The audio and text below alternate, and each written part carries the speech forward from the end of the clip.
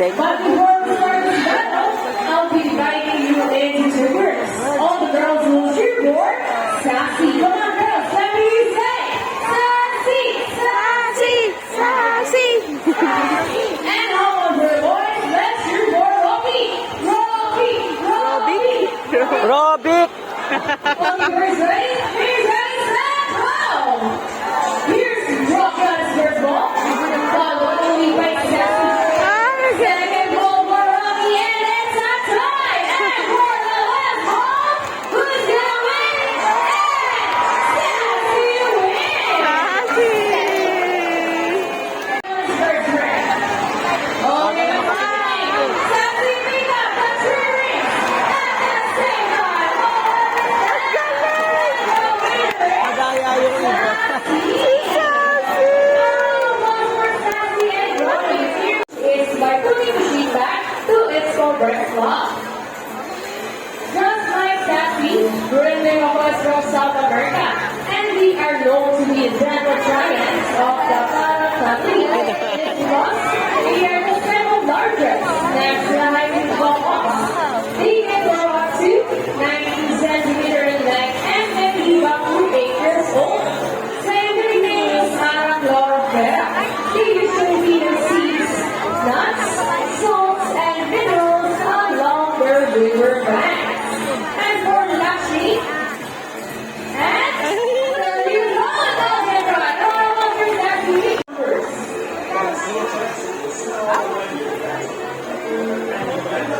And now let's all hide in the home, Rocky. Wow, look at that. What a beautiful entrance. Here's your Hindi ka naman tumitingin eh. so Rocky so vibration for us. And Rocky gets the first number, correct. But how about the second number? Well, Rocky loves numbers. And Rocky gets the number 7. So what is the number he was here? 27. Round for Rocky. And John. This is Lily. Looking up at me slowly. Now what you have to do is stand right here. Facing this way, extend your left arm just like this. After you put your money between your fingers. Now mom, do you have any idea what will happen? Any idea? Well, let's go on one bird body. Body is so our balloon can carry too. Body one is over. Oh, we get the money and one's back. And I think body will. The name of money. Our mom was to our donor. Well, before we go, I have a question for you. Did you know that the Little Ocean Park is also a rescue center for birds? Please stand right here. Look at the camera and offer your cheese. Halika dito. Wala na din ba? Smile. Hindi! One more. Hindi ka Hold on your hands. Please hold your palms to the camera and smile. And now, there is your money. A round of applause for lucky guests. Ladies and gentlemen, now we are going to eat this science region. And now let's go on with our chickens. Wow, look at that. And as you can see, we have our golden kitchen.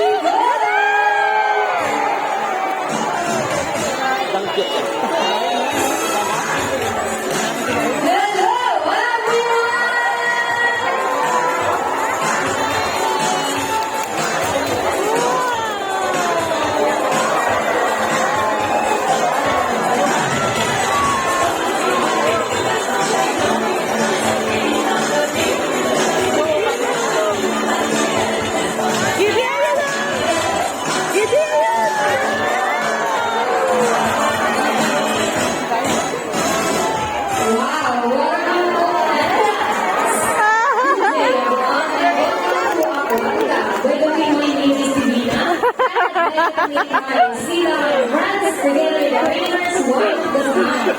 On the left side is the female South American sea lions that we have here. And according to our trainer, she is the prettiest. Her name is Isis. Together with Johnny, say hi. While on the other side is the youngest female South American sea lions that we have here. And according to her trainer, she is the cutest. Her name is Eva. To the trainer first, say hello. Now guys, let's continue. Do you have any idea whether our dolphin are better for many mamas? Any idea? Do they have feathers? Well, let's ask them. Hey ladies, do you have feathers? The answer is no. It's actually because of their front flippers, which are shaped like a bird's wing. See those? The term flippers can also be translated as wing-footed, since their flippers do look somewhat like wings. In fact, they're virtually flying underwater as they swim from place to place, right, Sila and friends? And did you know, they're often mistaken like a seal because they look very much alike. But some differences between a seal and sea lions is the fact that they have bigger front flippers. And they can also turn their back flippers, something seals cannot do. As a result, they can walk upright while on land. And that's a fine demonstration. How about a round of applause for sea lions? You know what, guys? They have these long and flexible neck. How flexible? Well, check this out.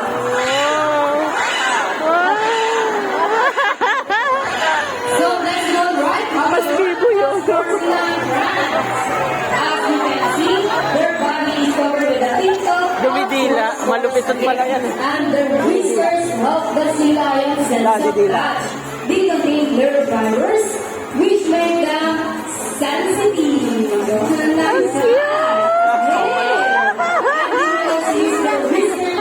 Si malupitan pala yan eh. Or to detect vibration from breaking the water.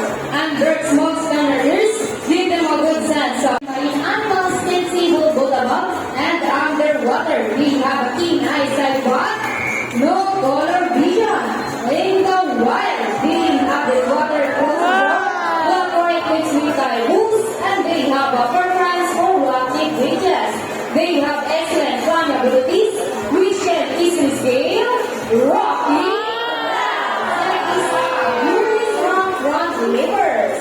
Now let's talk about their swimming abilities, and let's start with Ira, the cutest. Sea lions can generally cruise at around 11 miles per hour, using their own movements of their front flippers, while their back flippers are stretched out behind front pedalers. They can achieve a burst speed of 2, ready Isis, 25 miles per hour. And that is so fast. How about the last boss for Isis? Go, Korea.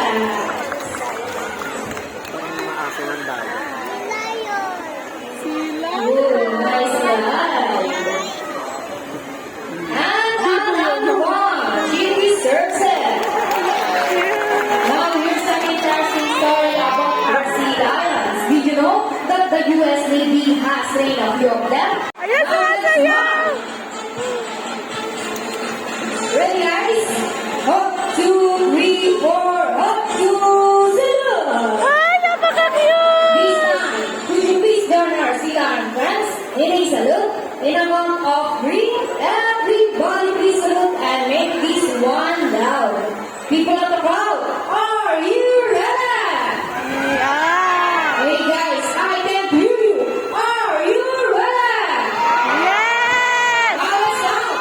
1, 2, 3, salute. Everybody. Thank you so much. Well, sea lions is also research. And another one. They are asking for it.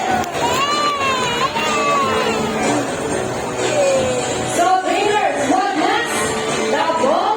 How do you think they get the balls? It's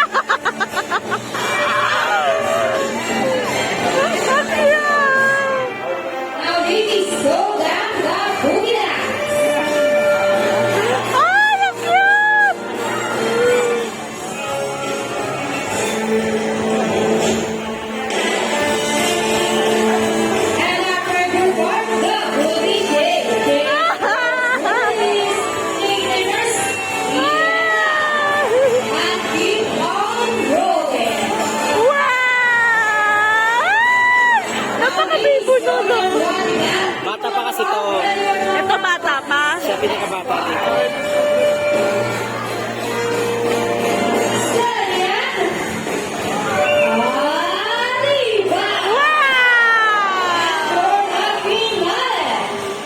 Pinalo na!